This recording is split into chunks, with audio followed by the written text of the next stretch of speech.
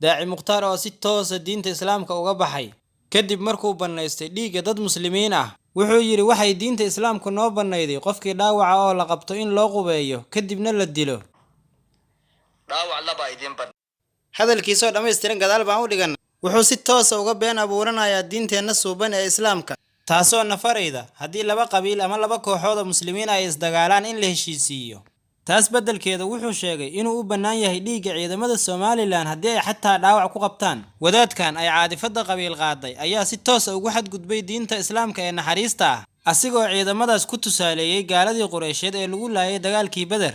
ilaahay subxaanahu wa ta'aala wuxuu quraanka kariimka ku leeyahay وإن ضائفتان من المؤمنين اقتتلوا فأصلحوا بينهما haddii ay laba kooxood oo muslimiina dagaalamaan heshiisiin. xadiid saxiixa ee laga wariyay nabigeena suuban sallallahu alayhi wasallam ayuu nabigu ku yiri idal taqal muslimaani bisayfihima fal qatil wal maqtul fi an-nar.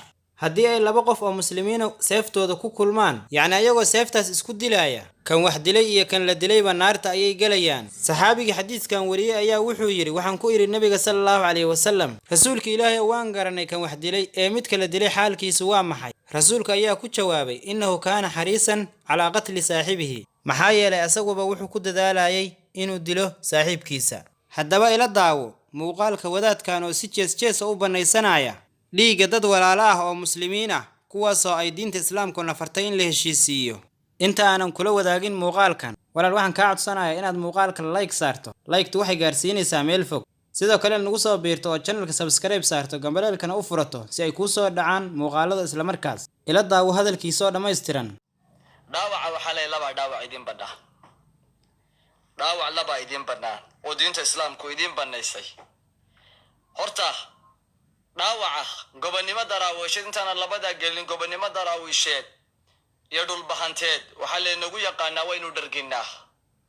warkaynu qabanaba aynu dhargino oo caanaha ya kimista oo qubayno u dhaashino intaanu qubayno aynu dhaashino ku niraana maxaa ku soo waday laba midna aynu ka yeelo in aynu dilaba oo nafta caadi loo dhaafiyo waa shay diintu ku banaysay weeya iyo inaadan badiline aad maxaabiista ay naga haystaan aynu ku soo furanno oo kana qaadno mid kale insha Allah bidnillahi ta'ala madax furashana laga qaado daaci mukhtaar oo si toosa diinta islaamka uga baxay dhiigga qofka muslimka xurmad ayuu leeyahay. haddii aad qof muslima dishaahi laba mid in markii aad dilaysay aad aaminsaneed inuu qof muslima yahay dhiiggiisana uusan kuu bannaanayn laakiin shaydaan uu ku qaaday iyo in aad aaminsaneed dhiiggiisa ayaa ii bannaan. haddii aad aaminsaneed inuu qof muslima yahay dembi weyn oo kabaa'ir ayaad gashay laakiin haddii aad dhiiggiisa bannaysatid diinta islaamka ayaad uga baxaysaa.